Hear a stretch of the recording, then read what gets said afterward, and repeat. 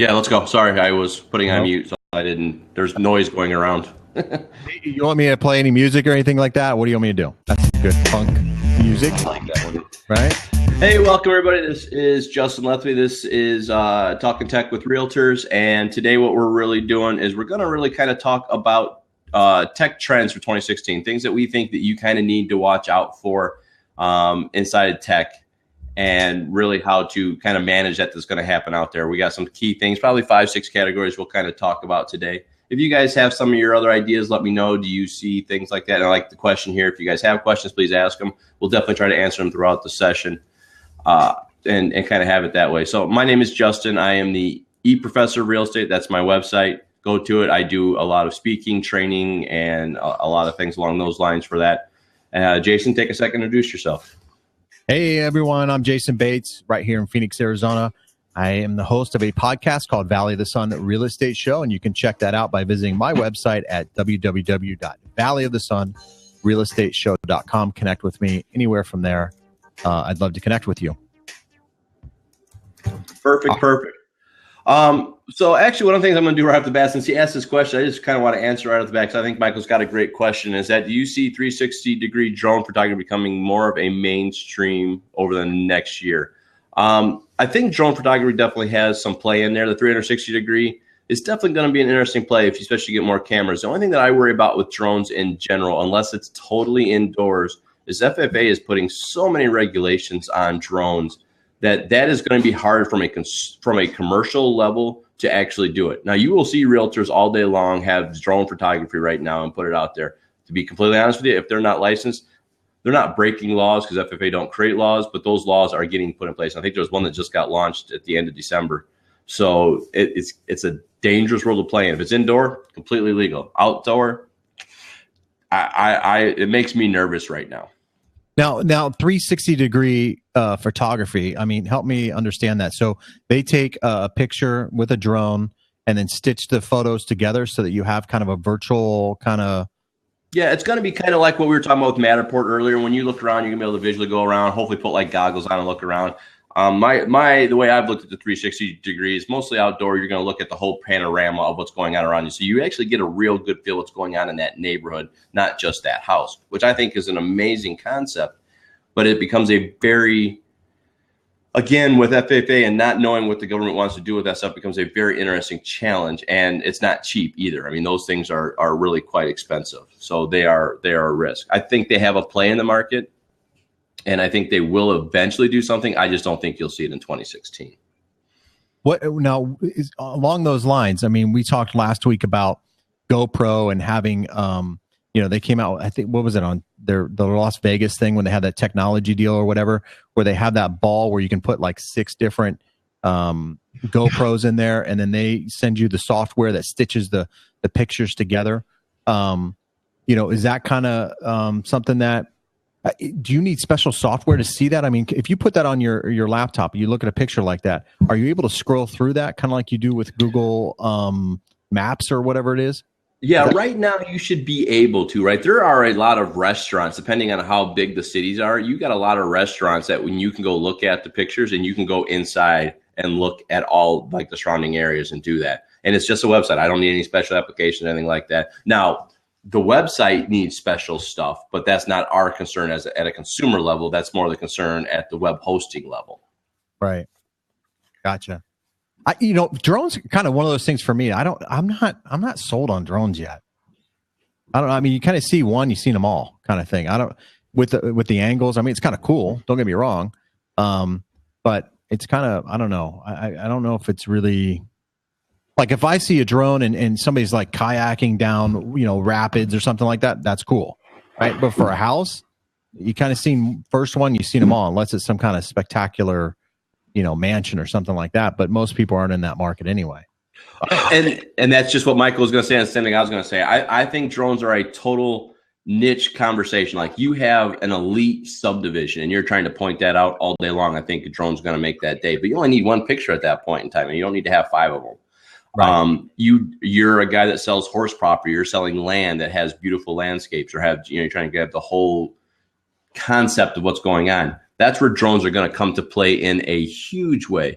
When you're dealing with subdivisions that are on postage stamps, lots, what are you seeing? You're seeing the roof. Okay, great. I can see that there's no holes in the roof. That's awesome, value, but not anything that really is going to do that. And again, they are starting to come down in price and to become a little more regional. It's going to be very interesting.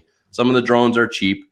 Again, you got to worry about commercial rules, but at $1,000 to grab a high quality video, that becomes an expensive buy. I mean, when they first came out, realtors were trying to buy them for $2,500. I was recommending against it because most of them were selling homes like I sell for less than a quarter-acre lot. It becomes challenging and not something realistic. I think for niche markets, you're going to see it launch in the park. I think for commercial businesses, they're going to knock it out of the park with that stuff. I think there's things that you can do with that are going to be crazy. From a residential perspective, it's going to be a hit or miss business.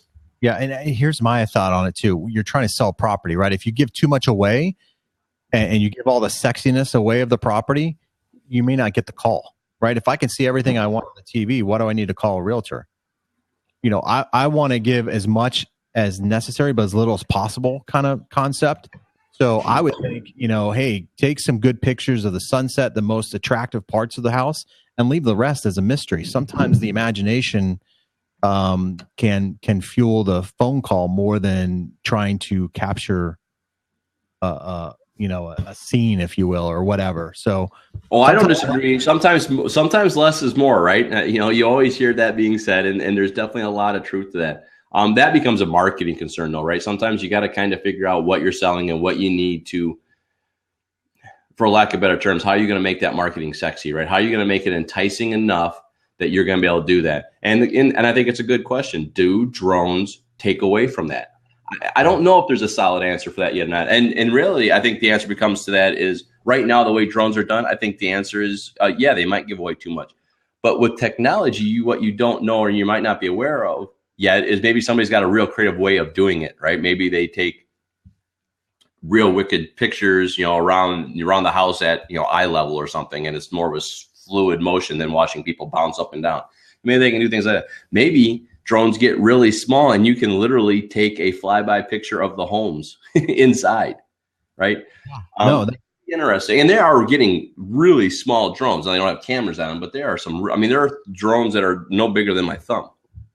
Well, I saw one that you snap your phone into, and then how you tilt your phone to and it'll adjust the picture if you're horizontal or landscape or portrait or whatever.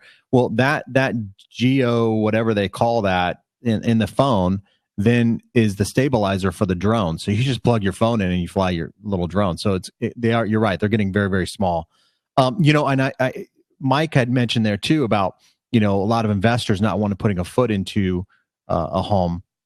This is another thing that I saw that I thought was really kind of cool. They actually have, I know this is this is probably way off in the future, maybe not, I don't know, but I've seen where they have either remote cameras or even a remote robot, believe it or not, that in some of the high end, some of the New York properties, they'll put a robot in there with a camera, and then the person who's doing or looking at the home can control the robot and go from room to room and look at the house that way through the eyes of a robot. So I don't know if that's necessarily going to be a trend for 2016, but maybe that's an indicator of where the technology might be heading. Hey, you're muted. Hello, you're muted.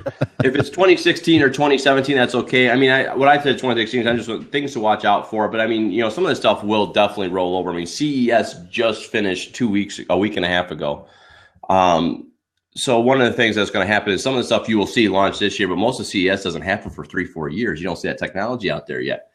Right. But I think some of the things that you are seeing are going to affect real estate business, right? I think drones are going to affect. I think right now it's a little too early to say it's going to affect this year, just for the fact that technology isn't there, viewingship's there, and really the honest answer is knowledge isn't there. People know about drones, but they see it in water sports or they see it as a flyby for something here. They don't think, okay, real estate, right? They don't see that. I think they will. I think you'll start seeing it probably towards the end. You might see a little flux in the summer where people are testing out with better weather. I mean, again, I'm in Illinois right now and it's cold. No one's going to sit outside and drive a drone. But now drones are multiple categories, right? We all think of drones as what? Is these just little hovering flybys? Yeah. Right. There's actually drone like cars, like, you know, 2-wheel cars that are out there that people can, you know, go through and play in the house and has a camera and can run through. So I think there's going to be some interesting plays that way that can make it very interesting for us. I don't think we'll see much this year. You might see a little bit next year.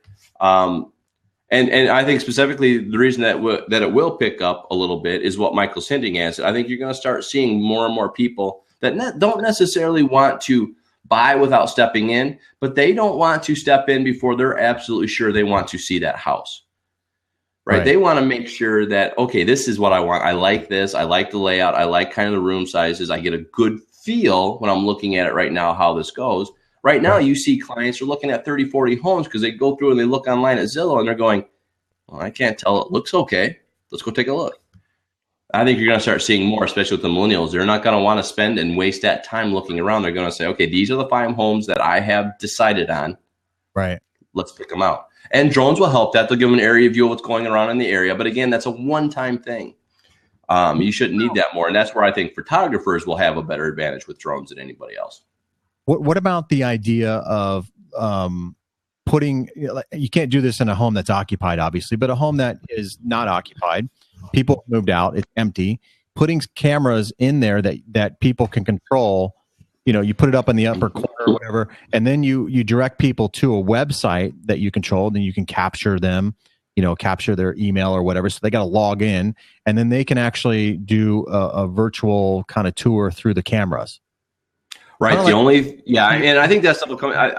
Technology becomes an issue with that, right? And they're becoming easier, and it becomes. But with cameras, you got 2 big concerns from a real estate perspective. One is the legality, right? When we go into a home, we're not allowed to have our clients take pictures of homes. Now, I know there's people out there that have happened, but you're not allowed to do that without getting permission from the sellers that that's okay. Right. So you need to have written permission on that.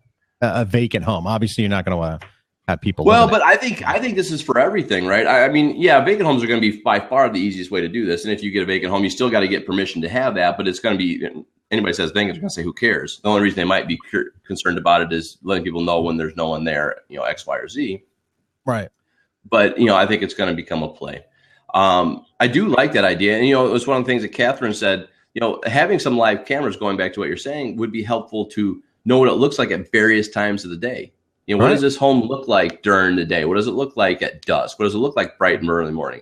You know, in my bedroom, am I going to be blinded by sunlight every time I wake up? Especially if I'm a guy that wants to sleep in until noon, right? Or even sound, right? If you can capture sound, you know, you live near a busy street and maybe there's, you know, heavy traffic during rush hour or whatever like that, and you want to, you know, kind of listen to what's happening around you, I guess, or around that property, that might be a good way to handle that too.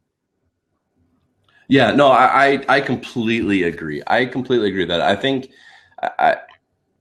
I just think you'd be able to capture more by this by having more, not so much drone things, but I think drone is a nice transition to what we're kind of talking about. Some more live or some more real type experiences that you can grab from it. Right. And you see that, right? And Catherine's just saying, you nailed it, right? I think that's exactly right. I think what you're trying to do is what we do as realtors a lot is we're just trying to sell the home. And I think sometimes we fail really big in not selling the experience. Or the lifestyle, right? It's lifestyle. It's you're selling a dream and a lifestyle. So you're trying to capture that lifestyle. And some of that. Well, I laugh all the time, and people can say, you guys, when you go into Zillow, you go into Truly, you go into any of these web portals, and you read the specs of the home, and then you read the comments, right? The comments say this is a beautiful 3-bedroom, 2-bath home. I'm like, I already know a 3-bedroom, 2-bath. Tell me what I need to know. Tell me the experience that I'm going to have here. Right. Yeah. So I just laugh because it's like, I tell these guys all the time, stop worrying about the details here. You're wasting character space. Write the experience. Give them a lifestyle. Give them what you are doing with this stuff. And I would much rather, to be honest with you, because I'm a horrible writer. I do this for a very specific reason. I don't want to write. I would rather do this instead of having 1,000 characters. I'd rather do this and have a 60-second video where I could sell that experience. Yeah. Well, I'm seeing that a lot more, even with videos, right? I see, realtors, they do these little slideshows, these little virtual kind of, pictures, if you will, where they zoom in and out of pictures. Okay, that's cool. That's whatever. But then I'm starting to see realtors who are really starting to take it seriously, actually hiring actors to portray that lifestyle. How convenient it is to walk down and get a Starbucks coffee. How convenient it is to, know your neighbors or the neighborhood or some of the, things that are around the house itself. How close it is or convenient to, working and all that, where you work and all that kind of stuff.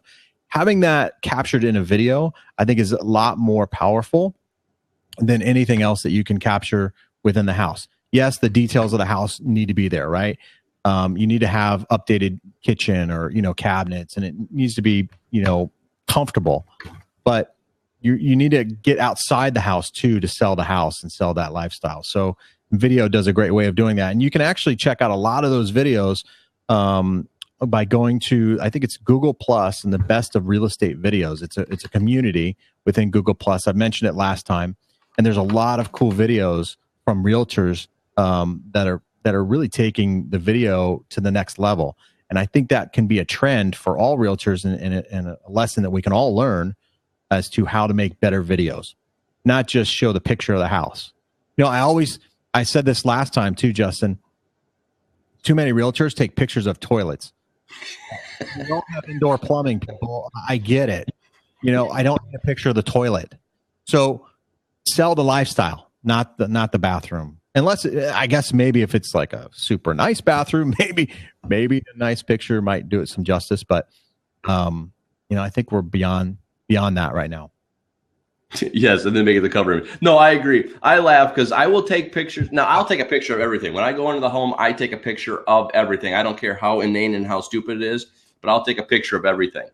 But I typically don't on the Zillows and that stuff. I don't typically add the bathrooms pictures in there unless like the shower stall is just, a steam shower and it's just out of this world type of situation. Because again, yes, yeah, you have indoor plumbing. All right. Your sink is a cheap little whatever it is, and your tile is linoleum. Okay, great. So is 75% of the homes. You're not distinguishing anything. You're not selling anything at that point in time. If my client says I really want it in there, okay, fine. No problem. Right. I'll put it in there. But I don't initially have that in there because I think, to be completely honest with you, it is it's a waste of pictures because you only get so many, and it doesn't tell the experience or the lifestyle we're looking for. Right. And that kind of goes to what I think I kind of want to lead off with on the very first topic here is, and it goes with Zillows and goes with the live video. And I think a lot of this stuff is going to be kind of video based anyways, is I really like the fact that I think what Matterport's doing and what you have even Google doing with some of those 360 virtual, and I mean really virtual tours, not quote virtual tours with random pictures. I'm talking you get to put a Google cardboard headdress around your head and you get to move your head 360 degrees and get a look and feel what that house looks like while you're standing there, quote unquote. Yeah. Yeah, please. And that's a great point, Jason. If anybody's here wants to stand in, we're going to try to keep one open because I might actually get a special guest. I've been working on one guy a little silently. Cool. But yeah, if anybody wants to come in, please do, because add. But I think free showings, right? I mean, that's, and I wanted to talk, we talked a little bit about this off air before we came on air or whatever, but I want to get this, kind of out there here in Phoenix. There's a company called Open Door, and you can go to their website. I can probably put it out here. Opendoor.com is the website. And it's a gentleman, the gentleman who started this company grew up here in Phoenix, grew up in Glendale, Arizona, not too far from the stadium, actually. He's now in San Francisco, California. And he is trying to take the whole experience and make it a pleasurable one, right? So too many times we have too many disgruntled either sellers, buyers. We want to blame the title company, we want to blame the mortgage guy, we want to blame whoever, right, on the transaction. They're trying to simplify the whole process.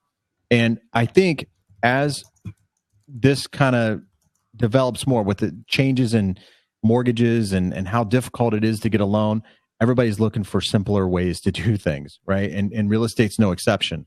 So Open Door, what they do is they will buy your house at fair market value. They're not there to undercut you. They're not there to do anything. And this is no advertisement for Open Door, mind you. But they will buy your house at market value. Then they will turn around and sell it. You'll move out, turn around and sell it. And they'll close in as little as 3 days. on your home. You move out. They then have a lock installed on the door that you can then text them the address of the property. They will text you the code. You can go into that home and do a walkthrough of that home 24 hours a day. And they have some cameras set up so you're not squatting or, doing any kind of damage to the property. And you can make an offer to them, and then they will, price is pretty set. They'll negotiate a little bit on the price, but it's fair price. The pictures that they take are very professional. Everything's done, but they've taken the whole realtor out of the transaction. Essentially, you can deal straight with them. Now, they are a brokerage company, so the realtor is not out completely, or a realtor is not out completely because they are a licensed broker. But it takes the hassle out of it, and it makes it more predictable, right? Too many times we don't know if you're selling your house, we don't know how qualified the buyer actually is. If they're going to close on time, which then can disrupt your moving plans into your new home or whatever. So the automation within real estate, I think, is going to be another trend as we start to see more and more companies trying to simplify things and make it a more pleasurable experience. No, I agree. I think it's going to be very interesting to watch Open Door does, because the only thing that concerns me, and from my experience, realtor, and maybe I'm just holding on to realtor ties, I don't know, and these things I don't know, and I try to keep a fairly open mind. The only concern that I have about this, with how I've experienced clients so far, is the fact that at one point in time, they want a trusted advocate, right? They want someone that represents them, not the sale of the home. So what they want to know is, I'm getting it done. Is this right? Am I making the right decision? Right? That's what I've always done. My relationship with all my clients have been, okay, we're doing this. I want to make this price. Does that sound right? They know what they want. They know, they've done the research. They feel like it's solid. Right. But they go at the end, they just want to go, Justin, tell me I'm right. They want that assurance. Yeah, absolutely. And that's the only thing I think Open Door is missing right now. Now, on the same token, they can overset that by proving that every time they have sold a home through appraisal or whatever, that they have pretty much nailed that pricing, and it's a confidence factor at that point in time. Right. But the only thing that I do think is, I still think that real estate, for the most part, is going to be a human touch factor. And at some point in time, they want to meet people. Now, if you're investors, they don't want to meet anybody. They just want to buy the home and move on. But as a consumer, you're going to want to have that. So that's the only thing that I'm a little concerned about with Open Door. But for the other parts, I think they're nailing a lot, because they are pushing where I think things belong. They're pushing the time that we as realtors interact with clients further back in the timeline, which I don't have a problem with. Right. So it's going to be very interesting. I'm glad you pointed that out to me last week, because I've been watching and doing some research. I think it's very interesting, and I love the concept. I'm just very curious how the consumers as a whole are going to take this on, because I think it's a very interesting play. Right. It's an emotional decision. Right. So you can't take the emotion out of the transaction. That's not going to happen. So, and there's a lot of questions, right? They're, like you said, that's where kind of the realtor, I think, is invaluable during the negotiations and keeping everybody calm. That's kind of, where it's at for a realtor. Yeah. Realtors, they're the, what do I call them? They're the referee. I don't know. Yeah, the referee, the negotiator. They're the what's it called? The mediator. They're the mediator of the business transaction, right? They're the whole thing is to keep calm, breathe, and make sure everybody just makes a rational and successful decision, right? Not to throw fire back onto the flames of the transaction that are already there. Right.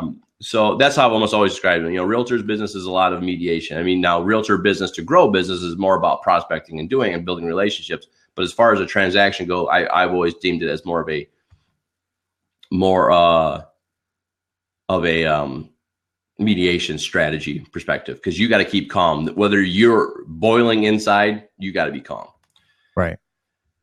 So the honey badger, which, by the way, I like that, the honey badger, because Tyron Matthew, I can't even say his last name, right? Here in Phoenix, Arizona. I thought it was Matthew. Yeah, he's a honey. We call him the honey badger, right? I'm here in Phoenix, Arizona, and big supporter of the Arizona Cardinals. Hey, honey badger, I dig it. So, but she's got a thing here. What percentage of realtors utilize live streaming to do walkthroughs? I think like this many, right? Yeah. I know there's a Facebook group called Perry Girls or something like that, or Perry. I'll get it here and I'll put it in the chat. They're a Periscope group of realtors. I think they're right there out of Chicago, as a matter of fact. There's a couple of them here in LA. It's a Facebook group, and they do Periscope videos. I just don't know. My only hesitation is that, okay, you do live stream for walkthroughs. I think it's a great idea, doing a live stream even on an open house so that the sellers can see kind of the interaction that you're having, some of the reactions that you're having on the home, and I always tell some of the realtors I deal with, if you're going to do a live stream and you get somebody that comes in, ask them some questions. What do you feel about the house? What is it that you like about the house? What is it you don't like about the house? So you can have that instant feedback back to the seller, because it's always a difficult question, or difficult to go back to the seller and say, hey, had an open house, pretty successful, quite a few people walk through, but we got a problem. Your price too high. You got to bring that price down. Rather than having that kind of conversation, you can say, hey, look, take a look. This is the feedback I got. And they all say, hey, the price is too high. It's coming from somebody else rather than you, right? And there might be some validation to that. So I think it's great if it's used right. But the only thing I would say, and we've talked about this, Justin, quite a few times, doing the live streaming and then having somebody walk around and they're bouncing around and you're getting seasick when you're trying to, okay, give me a break. Don't do that, right? So it's got to be done right. If you do it right, I think it could be very, very useful. Yeah, and Catherine, I do believe you're right. Right now, I would say there is no stats out there because I was trying to research this over the week and really didn't see that. But my personal experience right now with realtors, it's probably about 10%, because I will talk to a bunch of realtors every day, and I try to teach them to use Periscope, Meerkat, or what's coming up very soon in Facebook Live, to do some of these live streamings and more have a story to tell, not so much a walkthrough. I get 1 out of every 10 realtors actually try it. And, every time they do it, I try to follow them so I know they're not, or if they are or aren't doing it. Yes, they are very slow to adapt. They're tried and true. They like what they do, and they're going to keep doing it until they get thrown off that rock. The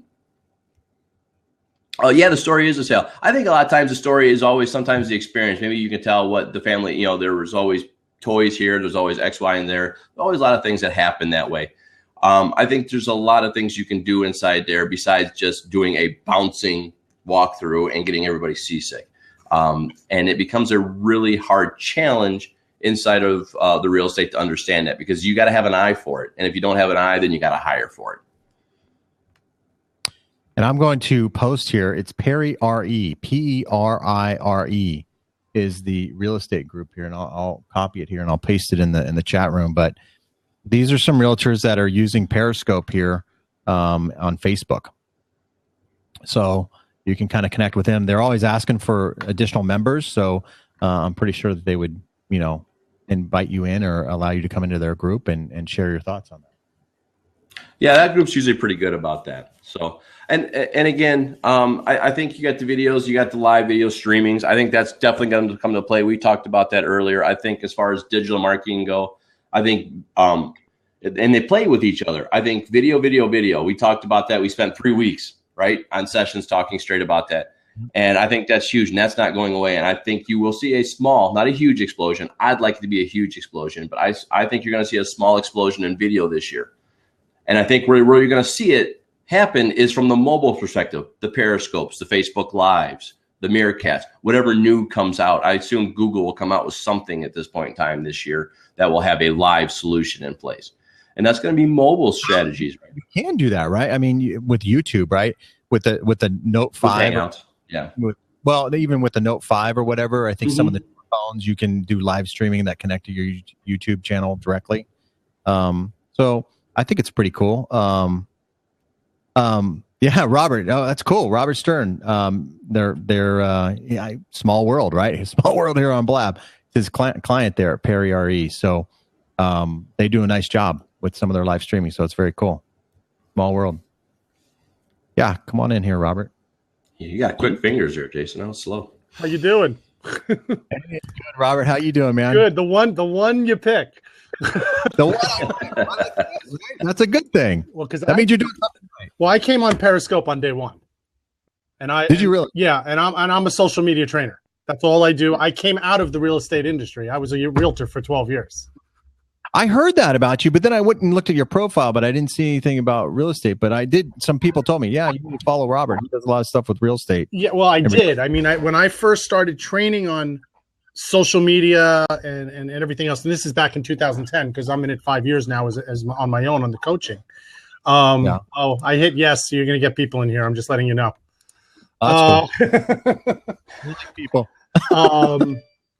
So I started training when I first put my license in referral realtors for social media because that's who I knew from Inman Connect. And you guys are in Arizona?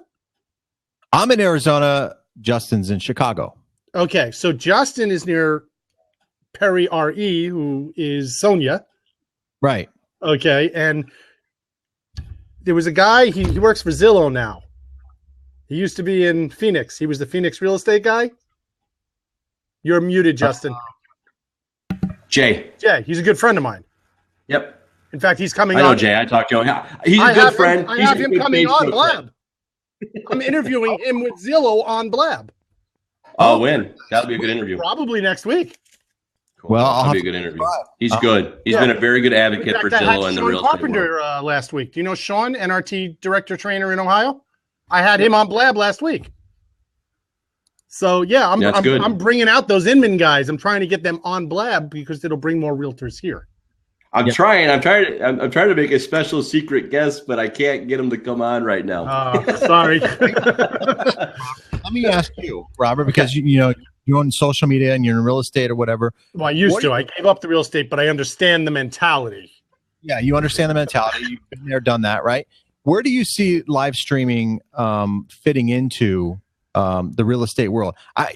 This is such a new platform, Blab especially. Mm-hmm.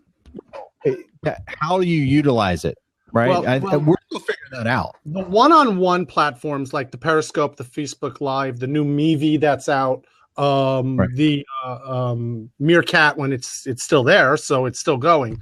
Fire Talk, all those are fantastic for agents on the run. And what I mean by that is a lot of them automatically say, oh, I'll do my open houses or I'll show a house. And I'm sitting there going, no, that's boring. Right. What people want to know, because you're going global, you got to remember, you don't have control. It's not necessarily the local people following you. It's outside the area that's following you, which is just as important because they know people that are in other areas, such as Sonia in Chicago. She got people from her global side that are flipping houses in Chicago now as she met on Periscope. So now she's got investors buying houses through her, fixing them, and then flipping them back out through her. I mean, that's like a perfect deal. But totally. What she started doing, what we did with her, because she was my experiment in the beginning with live streaming, she started giving tours. Show the town, show the areas like you take a buyer in the car and you point out there's the high school and here's this and that. People don't know the area. Show the town. That's what we were talking about at the beginning of the show where we were saying, hey, sell the lifestyle. Mm-hmm. Well, that's all it is, because I mean, when I sold here, I'm in Jersey. I'm 20 miles outside of New York City. So the first question I ever said to a buyer was, what are you looking for in a town? Because, there's the city type of town, there's the country kind of town, and I'm in Jersey. There's every type of town in the area. But it's selling the lifestyle. Show the lifestyle, show the different areas of the town. She actually took him on the Ferris wheel, Justin. I don't know if you knew this on Periscope. She went down to the docks where they have the big Ferris wheel in Chicago. Yep. And she took everybody on Periscope on it with her to the top and around.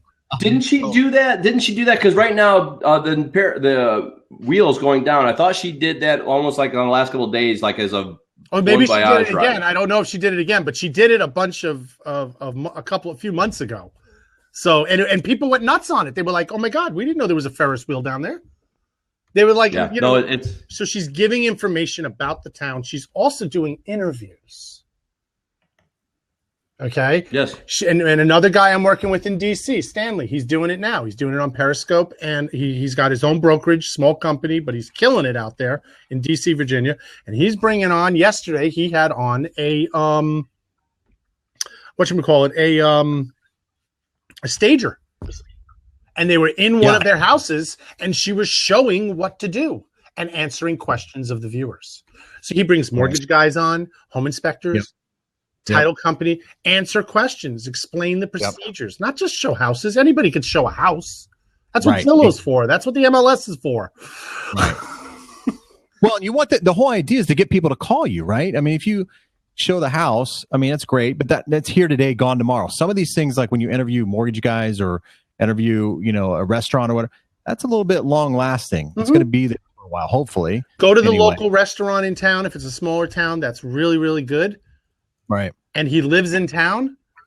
Interview people why they live in the town. Why do other people like living in the town? Think about that. Yeah, no, what bigger of a testimonial did you just get? Yeah, exactly. There's on that Google Plus page, the best of real estate videos, I think it is, and I'll have to put up a link here. There was a realtor that went around. Why can't I say that? Went around. Have another drink. But he went around and into a park and asked just people walking around, what do you look for in a realtor? Yeah. What is it that you're looking for in a realtor? And then use that and repurpose that. Oh, exactly. And listen, it was great. Everything you used to do, like Jay used to do on his blog, which was a huge blog in Phoenix. I mean, it was huge. Yeah, so huge. Everything you used to do on a blog, you can now do on live streaming. Yeah. And then you can repurpose it back to your blog. Right. Now you're adding video to your blog, which is better SEO power, which works in the long run. So now you got a written part and a video part.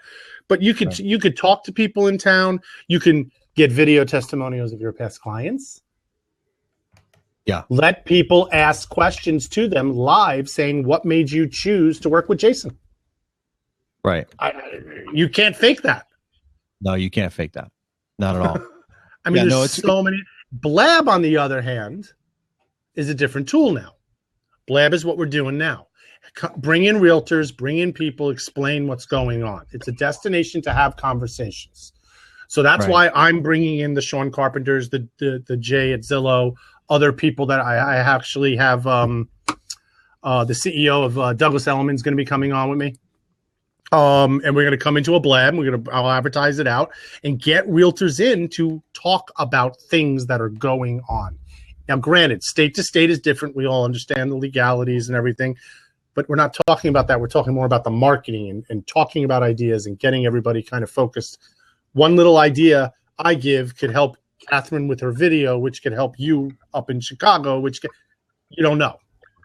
Right. Right. So, I mean, Blab is a great place to do like mini conferences. It's totally like we got to change our frame of mind and the way we think.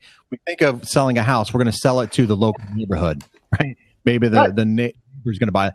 With this, it's global, just like you were saying, Robert. I mean, it's a global market right now. You could sell it to anybody in the world. And that's pretty powerful when you really think about that. Oh yeah. I mean, my business personally, just social media in general, prior to March 26th last year, when my life changed, when Periscope came out, when there was less hours in the day for me now, all of a sudden, prior to that day, all my clients were on the eastern side of the United States. Now I have clients in Australia, clients in London. I have a client in Italy, 4 clients in Canada, and I'm all over the United States. Yeah, because of live streaming. Yeah, crazy. And the same thing can happen on the real estate side. I know realtors that have gone on, and they're giving information, and you can still do the 5 things you should do for curb appeal, and all those types of things like you do on Periscope and on here, and you can do those things. And if people like you, I always used to tell them in the beginning, because Facebook was the way I built my business back in 2005. Yeah. I looked at it as, well, wait a minute. If I get really friendly with a lot of people over the United States and they know somebody who's moving near me, hello, ding, a referral. Right. And why can't I send referrals back out to all the people I do? So when I came on Facebook, the first thing that happened to me, I started finding people I went to college with and high school with, and they're scattered all over the country. I went to school in Long Island.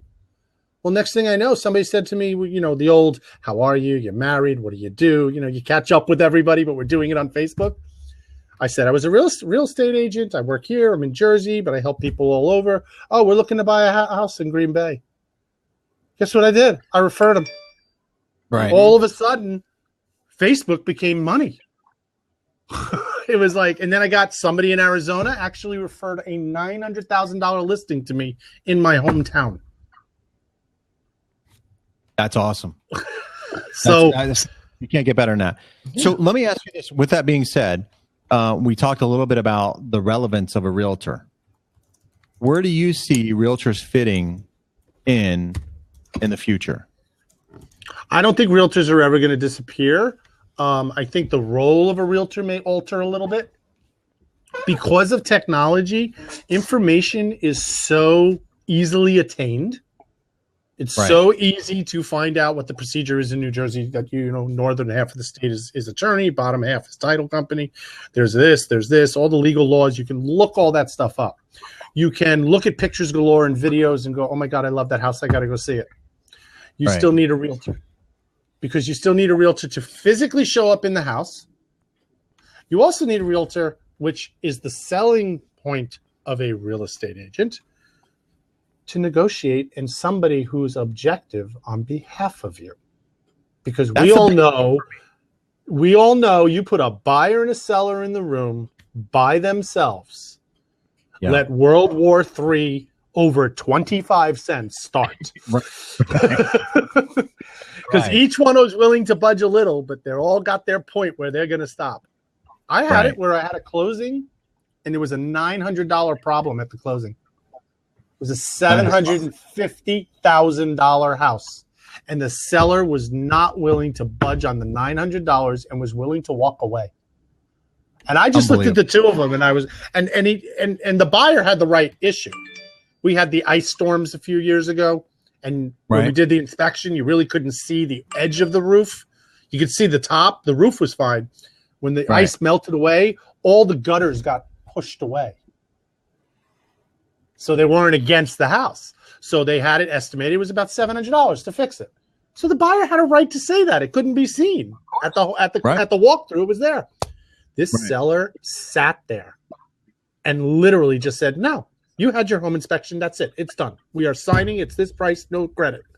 And his lawyer was even telling him, you got to do it. How long ago was that, Robert? How many years ago was that? About 7 years ago. Because I'm out 5 years. So let me ask you this. Do you think that the pressure of the devaluing of property attributed to that? In other words, if the home was appreciating, because the price of the house was down where he wanted it in the first place. Notice the way I said it, the way he wanted it. It's not what it's worth, but the way he wanted it. Right. But it was a bad time, 08, 09, because people lost almost a third or more value on paper. Right. From being in the house for a while. But the problem was my buyer he didn't want to have to pay an extra $700. And, I understood. It ended up getting resolved. The two attorneys, I think, actually worked it out. Because we have the attorneys up here. It's not just the title companies. So, but something, you still need those realtors. You need that personal person representing you. The hardest part, in our state, I don't know how it is down by you guys, is I technically can have my own listing and sell it myself. So that means technically there's only one realtor involved. Yeah, you double and that gets real tricky when in negotiations. Yeah. It does. Yeah, it's not even so much, to be honest with you, anymore. It's not even so much what state allows that or doesn't, because each state has different rules for that. It has more to do with E&O anymore, because E&O a lot of times won't allow a lot of that. Mm-hmm. Yeah, it's just the negotiation side that becomes the tricky part. Everything else is okay. Right. But yeah, I mean, realtors are not going to go away. I mean, there's a lot of people I know with the internet. They said, oh, we're not going to need agents anymore. Oh, and then Zillow came out and Trulia came out and this came out. We're not going to need any of that stuff. You still need somebody to go show the house. The lockbox has to be open. Someone's got to be there. Someone has to write up a contract. Somebody has to physically negotiate home inspections and work with the people to help filter it out. I mean, that's always going to be a need. What they get paid, I can't say what's going to happen in the future. Well, I just put up that danger report. I don't know if you've seen that or you're familiar with that, but the National Association of Realtors put out a danger report, which stands for Definitive Analysis of Negative Game Changers Emerging in Real Estate. Big acronym there, but there are pressures in the real estate world, and there's some enlightening things that are happening within our industry.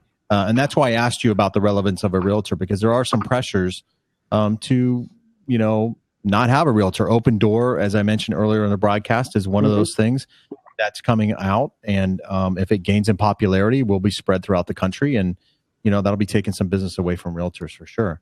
Well, I think you're also going to see, and because Robert, it'll be one thing I disagree with what Robert said, you will start seeing sometime this year a company, if they have not already put it in place, work with a company like Uber so it's hassle-free showings. They're going to literally take the car over. It's going to be automatic drive, especially for cities, and they're going to be able to access that house without having a realtor buy them. Well, they got to be careful about that. And the reason I say that would not fly in New Jersey. Because in the state of New Jersey, every state's going to be different. Yeah, because in the state of New Jersey, I can only speak here because that's the one I know the most about. If an agent does not accompany the realtor, the people into the house, the selling agent actually has the right to not pay that company their part of the fee because they did not represent them on the proximity of the beginning of the transaction. But if you're talking with a single-sided representation, that can happen. That's right? Fine, but that doesn't happen as often. I'm saying most of them are two-sided transactions. Coldwell Banker, Remax, or this or that. But if they don't do the initial, they technically don't have to pay because it didn't start with them. Like we have a lot where if somebody shows up to an open house and and they couldn't show the house, but they go to the open house, they called ahead to the agent. My clients are coming, blah blah. I can't do it. I'm at another open house, blah blah blah. Okay. But you still need to come back and show them in the next couple of days so that there's a showing that you physically showed them the house. They want that. Yeah, because basically what they call that procuring cause, and what they want to do is make sure that there's validation that someone's going to have the right to ask for commission. That's why the Uber thing will never work in Jersey because you can't use that as a procuring cause if there's no physical agent there. The only way I would disagree, right? It's a fine line, and it's going to be interesting to see how it plays. Because I'll give you an example. Right now in Illinois, they were really worried about. There was actually, you guys familiar with the Central Locks? I don't know if no one's familiar with that whole lot, but Central Locks is probably one of the biggest keypads that holds the key in there. It's a number pad, such as a key card. Right. It's huge, and it's probably the biggest product out there right now for most realtors. One of the associations in Illinois, you can actually create what's called a one-day code on it, and so you could type that one-day code in, and you get the key and go in the house. Some realtors, and it was against the rules, you couldn't do this, were just giving that one-day code out to their clients so they could see a vacant home on their own so the realtor didn't have time to do it, right? Against the rules. Can't do it. It's a liability issue. So the company turned off the ability to do the one-day codes. They just turned it back on because they're starting to see that, the things are coming out, but there are things changing, and they got to have things in place to answer these questions. Yeah. I see Julio's question because I went over that with a lot of the agents that I train. It's, what are some things a realtor should be aware of when broadcasting from their client's home? First of all, you need written permission. You need written permission from, this is what I believe. I'm not saying there's a law, there's no legalities or anything like that in writing right now. But I'll tell you right now, if you're going to broadcast somebody's home, get it in writing that you have approval from the seller. Yeah, because that's going to save an issue down the line if something was missing, if something I didn't give him permission, I didn't say he could do, that opens up a whole can of worms. So first thing I say is get it in writing that you can use and write which one it is, Periscope, Facebook, Blab, whichever one you're going to use, put them in there. If it's going to be 3 of them, put all 3 in there. Be very specific because it saves you in the long run. Secondly, try not to show, in detail, close-ups, valuables. Yeah. You're like, oh my God, look, they got the Mona Lisa. Don't do that.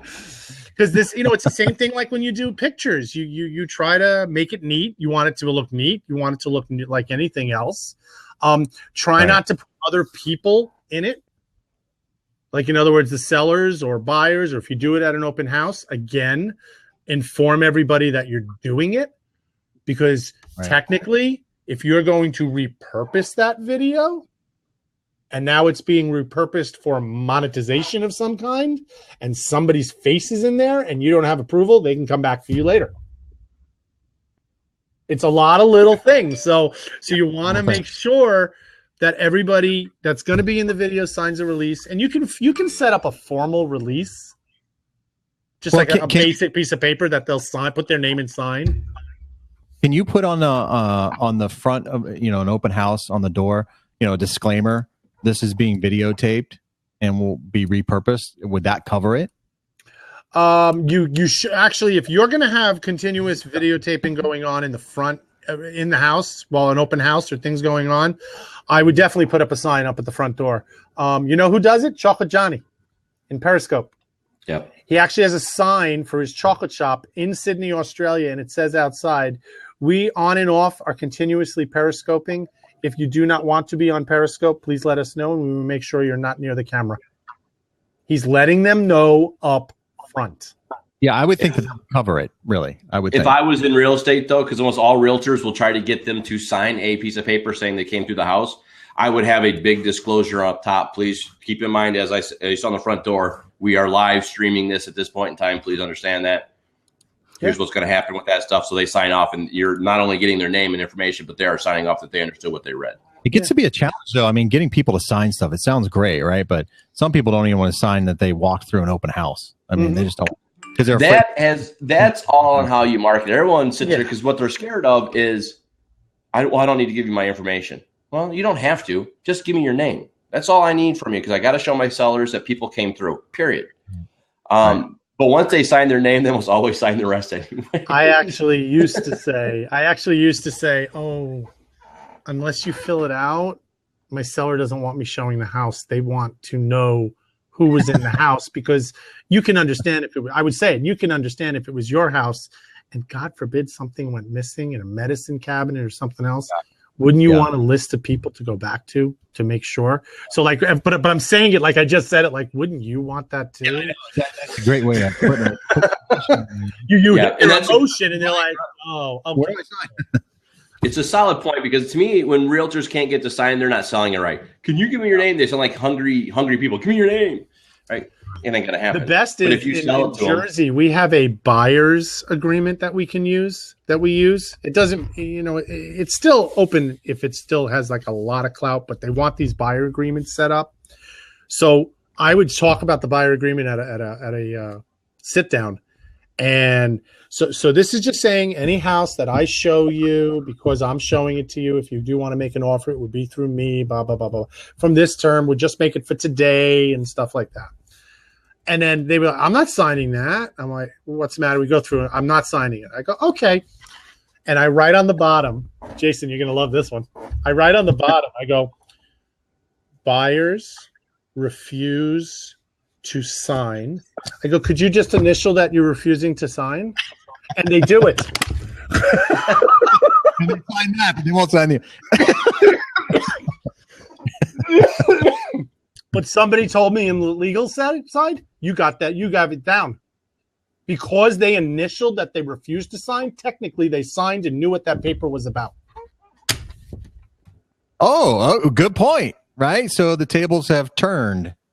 It's just another way to, they didn't fill out the top part, but they initialed on the bottom. Because I already had their names on the top, but nothing on the signature line, the line that's there to sign. I had them do it underneath and initial it. And then I make a copy of it and I give it to them with the other forms and stuff. So I protected myself saying, well, you don't have well, actually they didn't do that, but they didn't want to sign it. So I had them initial that they weren't going to sign it. So a judge is looking at it going, wait a minute, you did see the piece of paper and you initialed that? Hello, case closed. Next. But yeah, live streaming is going to be huge in the industry. It's just a matter if agents will start to think outside the box. You guys said it earlier, storytelling. Show the properties, show the areas, show the style of houses, interview people. Don't do the normal, hey, this is the house that's for sale. Look at the outside, blah, blah, blah, blah. Talk with people. And it works. That's what what is it? Snapchat or whatever. It's storytelling, right? We hear storytelling through pictures, and we just got to put that in our minds when we're selling a house. It's storytelling. So tell the right story and you'll get the right audience. Yep. You know, kind of. So, all right, cool. Well, good, man. Thanks for jumping in here, Robert. I'm gonna pop out. I gotta make a couple of calls. Actually, I gotta call a couple of realtors. There you go. Get that business going. And when I do get Jay on, I always schedule him ahead. So if you guys are following me, you'll get the information. Right. I already clicked on you. Yeah, because I want to get Jay on. I spoke to him. He goes, yeah, he just had to check with the PR department what he can talk about and stuff. So. But yeah, sure. Yeah, it's a little different for him now. He actually has to bite his tongue every so often. He's got a corporate area now. But yeah, I mean, if you want to see Sean, it's in the replay. Sean Carpenter. He did a great time. It was his first time on Blab. Nice. I'll check it out. And he's like, this is kind of cool. Wait a minute. I was trying to, you need to teach your agents at Coldwell to start getting their butts on here. Right. No, I think this is huge. I kind of like the fact they're not on there right now because I get to perfect it while they're all going, I don't want it. Well, that's the other thing too. I mean, this whole platform is a way for you to speak in front of public or whatever, or do public speaking, which I think all realtors need to perfect. You need to have that confidence to do that. I always tell realtors, look, your audience is not the MLS. Your audience is the people in Starbucks, the people, that's your audience. It's not other realtors. Just remember one thing about live streaming. You are actually banned from live streaming at Starbucks. Mm-hmm. They actually, and there's other places the corporate offices have sent the letters down that there is to be no live streaming inside. They can't stop you outside, but they do not want live streaming inside on their grounds. Interesting. I didn't know that. I learned something today. There's just, I guess something about those baristas, they just don't want you. Well, this started recently, right? This started when the guys were asking about why was there no Merry Christmas on the Christmas card. And then shortly after, there's no more periscoping. Yeah. They really came down on them hard. There was literally an internal form that went out and said no periscoping allowed. It's to be shut down immediately. I'm not sure it's related, but the timing was weird. It was a little weird. Yeah, it was a little weird. So. All right, guys. I will talk to you. Take care. All right, thanks, Robert. All right, cool, man. I think we covered a lot. What do you think, man? Are you on mute again? You got a phone call? Am I have no silence, time right now? And I've got some sound effects I'll play for that because it is a little bit awkward. Oh, that was loud. Was that loud? I think that was loud. So I can always play music for everybody, as we're having intermission here. Sorry about that. Yeah, as soon as you started saying what's going on, now everybody goes, hey, we want to make phone calls to Justin. Yes. Yeah. We'll let April in here. The other one, I wasn't quick enough. Hi. Hey, April. Can you all hear me? Yeah. Okay, I'm trying to get light in here. Hold on one second. Okay, so I have a question for you guys. I just moved from New York to Florida. I work in real estate. I also work in social media. I've kind of done everything. But right now I'm working for a company that is building a referral service because the cost of holding your license in the state of Florida is so astronomical, and when the market crashed, so many people just let it go and they feel like we can't get back into it. So it was a program that was established in Canada that's being brought here, and I love the product. I love the idea of it. What they do is they are voluntary inactives and from there, when they sign on, the brokerage holds their license, and across the country, all 50 states, there are transaction agents, showing agents, all those agents that step along the process of the referrals that you bring in. And then there's a split of the commission, which is 80-20 in their favor. So it's a win-win for someone who can't afford to join a company or who wants to get out of the business but has all their contacts that they've worked for 20 years, but they're dying breed in the real estate business.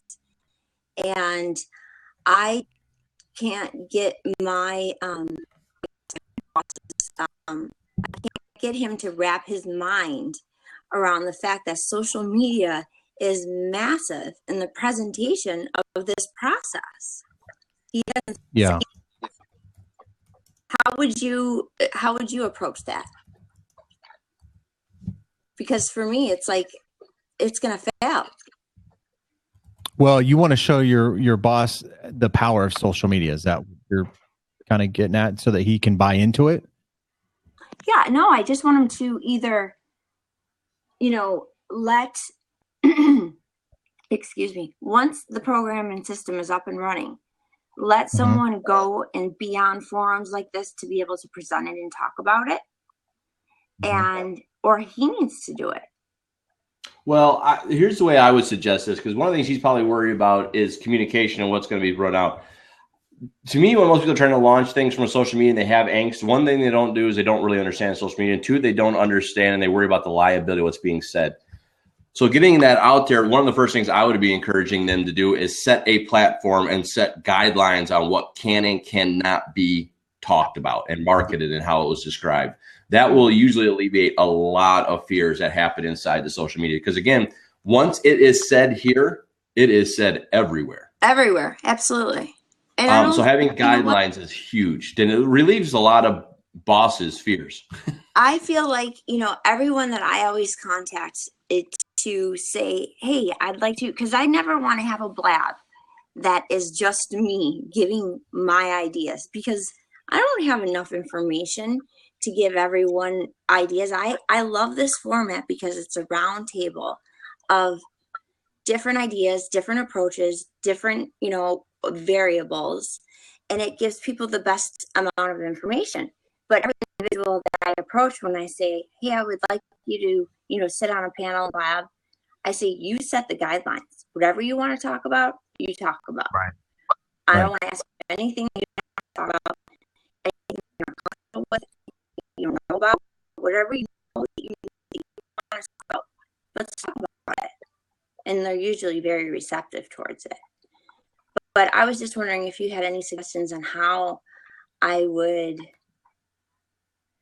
I guess, let him see the ability for something to just,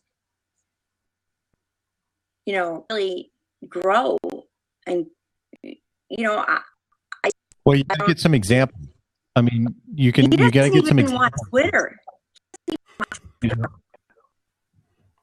Well, I mean, we're always people, I guess, that live under rocks. I mean, I would say get some examples of some success stories. I know they're all over YouTube and stuff like that. I've seen one gentleman who was doing a tech show. He started out, I think, and he's on Blab pretty regularly. I'll have to look him up. I forget his name, but he started out with like 10 followers on YouTube, and in 3 years, he had over 10,000 followers on YouTube. So it can explode very, very quickly. Yeah. And that's the thing, like, he's going to have to explain the process. And, I think it's fear, probably. It's fear. Oh, it's definitely fear. And I agree with what Catherine wrote to you in the comments. I would invite him to something like this. And I would say what Jayson said. You got to find examples. Find examples that he knows in his area, a small business, something that is actually doing extremely well in social media, and point that out to him that this is what can happen. That's right. Exactly. One of your best thing to do is actually have interviews with some of these people to go out and have those conversations. Yeah. And you say, look, here's what's happening.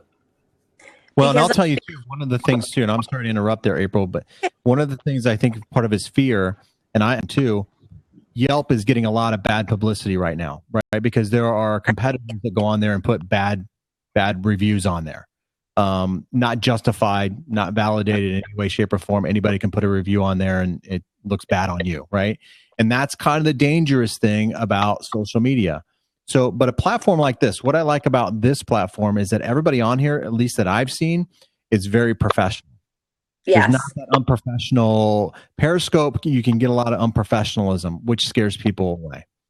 LinkedIn and some of the other places are a lot more professional. So I would expose him to those things first. If he's not exposed to social media, get success stories in there. And then, gradually get him into some of the other social media platforms that you want to kind of, leverage to generate those referrals. Oh, I thought I was stuck. Yeah, because, realistically, he's got me building the site. I can't build this without having social media plugins and having good infographics to just back up his game, because it's going to fail. The first thing I would do if I got sent correspondence from him is I would click on his social media links.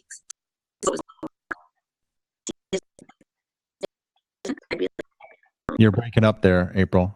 We're getting a lot of. I'm sorry. That's okay. The first thing I would do is check out someone's social media presence. I'm gonna get you a gentleman here real quick who is on YouTube, who does a lot of YouTube setup. I think that might be a good place maybe to start. There's a lot of things. Here's the thing with video that I would say, and I know we're kind of harping on video here, but you don't actually have to be in a video to create a video. So you can, take pictures and other things where you don't have to necessarily be in front of the camera, and just do, voiceovers or, whatever, or show, pictures of the area or whatever it is that you're trying to promote. Yep. And let the pictures do the talking, pictures worth 1,000 words kind of thing, and make videos on that. I suggested that to Catherine. Yeah. So, realtors are really good at that. That's why they take so many pictures of a house and then they, do the slideshow or whatever. That gets a little boring. But for just somebody just starting out, that's a good entry point to build the confidence to get into other aspects of video. So I would start off with that. And the other thing I would suggest to him is that, Rome wasn't built in a day, because social media is overwhelming and it takes a lot of work. And there's different aspects. When you talk to 5 different people, you're going to get 5 different opinions on that. So you got to kind of sift out. All of those opinions are valid. You're breaking up. Oh. I think we lost her there. But I'm going to try to get this YouTube link here for you. And he's really good with YouTube and setting up your YouTube channel and how to do this and that within YouTube. So he's on Blab every now and then. And I got so many names in my head, I can't remember everybody's name. And I'm not very good at remembering names anyway. That's not good. Are you on mute again, Justin? Do I need to play? No, music? I'm listening to you. I just didn't say anything. Here's a guy too, and I'm going to put this up too. And I've posted this before. This gentleman here. This is he's a realtor. I think he's in Vancouver, I believe. He does a really nice job with his real estate. His name is Lucas Ramage. He actually has an instructional video series on how he makes his videos, and you'll see exactly how much work he puts into these videos, which is really good. He gets a lot of views on his videos too, quite a few. Where is this guy at that does the video? And I don't want to. Let me play some. Well, no, here's what I'll do. While you're doing that, fine, I'm going to say one thing, because this is one thing we didn't talk about much here. And I do think it's something you want to keep in mind for 2016, especially from a real estate perspective and selling homes. And we're going to spend time on this separately. But it's smart home technology. I think you're really going to start seeing that start affecting sales and what people are looking for in homes. I'm kind of amazed. I got for Christmas the Amazon Echo, and that tool is absolutely amazing to me, what I could set up and do with that. And it's hysterical to me what you can set up. And I think that's going to start having effect on sales this year, where the people are going to want to know that there is smart technology in that home already. Smart ringers, smart door openers, lights, things like that. I got that ringer. Yeah, do you? I got that ringer doorbell. I love that thing. That thing's awesome. I love that thing. Now, these things aren't huge, but these things are going to affect sales, and they're going to help. If someone's already got a garage door open where you can drive up and it opens when you're just pulling into the driveway, that's going to be huge. That will start making a difference. Totally. I did a podcast one time on how well your home is connected and whether or not that affects the price. I don't think that was the exact title, but I'm gonna revisit. That's a good title, right? I need to use that. There you go. There's some realtors say, it doesn't matter. But, Google Fiber coming out and some of the other things that are helping to speed up the internet, I think that's going to be, especially with millennials, man, they want to be connected. Mm-hmm. Well, you think Uber took off because of millennials. It's same with technology, and millennials are the biggest buyers out there right now. Totally. Absolutely. Biggest buyers. Which also goes into, and we didn't touch on this, but Apple TV and things like that. I'm going to try to get a presence on Apple TV because I think that's the future, or one of the futures. Google Chrome, whatever, Kindle Fire, or whatever that is for Amazon, same kind of thing. But I think that's another way to showcase properties, not just here on this, but smart TVs coming out and being on smart TVs and having a presence within smart TVs for the TVs with folks that are disconnected from cable. Cable's probably on its way out. So yeah, no, I agree. I think our local news station even does like live streaming because one of the holdbacks has been sports and news not being broadcast live through streaming, whatever. But I'm starting to see some streaming apps that are coming out that you can download on your TV that then you could watch local TV on streaming, but you need good internet speed or otherwise it gets all pixelated and distorted and whatnot. No, I agree. I think that's going to be huge. I don't think the thing is going to be very interesting is I think wearables are going to have a very interesting play for realtors this year. Yeah, good point. I think you look at now in 2014, first time wearables came out, but last year we had a real big uprise and real big storytelling about realtor deaths and realtor crimes. And I think you're going to start seeing some wearables out there so people can always be found and things like that. And I think you'll have some access solutions. Again, Central Lock is out there. I think what would be nicer to sit there and put a card into a box or just wipe your wrist right across the box and the keys open up, right? Yeah. Or better yet, you do that and the door unlocks. I mean, those are the things I think you're going to kind of see. And it all goes to me, it's wearables and smart technology kind of goes all hand in hand. It all plays off the same stuff. But I think they're both going to see, you're going to see that stuff play a little bit. Roboblake.com help. Sorry. Robert Blake. That's the guy I was looking for. Okay. Oh. So I found him. I click on his YouTube channel and it starts playing the video immediately. So I'm going to put Robert Blake on here. He's really, really good. I like him a lot when he does these YouTube videos and explaining everything. And he I just looked at his channel there. He's got 73,000 followers on YouTube. Is that crazy? That's awesome. Yeah, man. So he knows his stuff, and I'm going to put him up here. Robert Blake. Cool. You can check him out. But he's on Blab every now and then. I've seen him on Blab, so which is cool because I've contacted him on Blab, that's the cool thing about Blab, right? Is that you can contact people and actually talk to them where you may not otherwise be able to do so unless it was like an email or something like that. So. No, I think it's awesome. I love Blab for this because it's been great. I mean, I've seen Robert a couple times on some other things. And we finally talked with him. I mean, we actually had pretty good showings today. And again, that's where I think some of this stuff happens from a digital marketing perspective. I think video is going to have a huge play this year. Bandwidth is still a concern, but if you have the right bandwidth and it's easier to have, you're going to be able to make a bigger presence this year. I laugh. You watch Periscope and you watch people in Walt Disney World. I get to have an experience of Walt Disney World when I can't financially afford to go there. Right. Right. Exactly. So all right, it makes it nice. You want to wrap this up here? Yep. We'll get this thing going here. So thanks everybody for showing up. I really appreciate it. We had a great group of people show up today. I appreciate everybody out there and asking questions and giving their insight. That was extremely helpful. Again, my name is Justin Lethby. I'm the E Professor of Real Estate. That is exactly where you can find me on the web world. I do training and consulting and mostly technology, information, things like that. How about yourself, Jayson? Yeah, check out my website, www.Valley of the Sun Real Estate Show is my website. I have a podcast there. I'm not too nationally. I'm right here in Phoenix, Arizona, beautiful AZ. Love it here. But yeah, definitely connect with me on any social media. Follow me on Twitter, whatever. I'd love to connect. Yep. Thanks a lot, guys. If you guys want to stick around after us, fine. We're just going to stop the play now.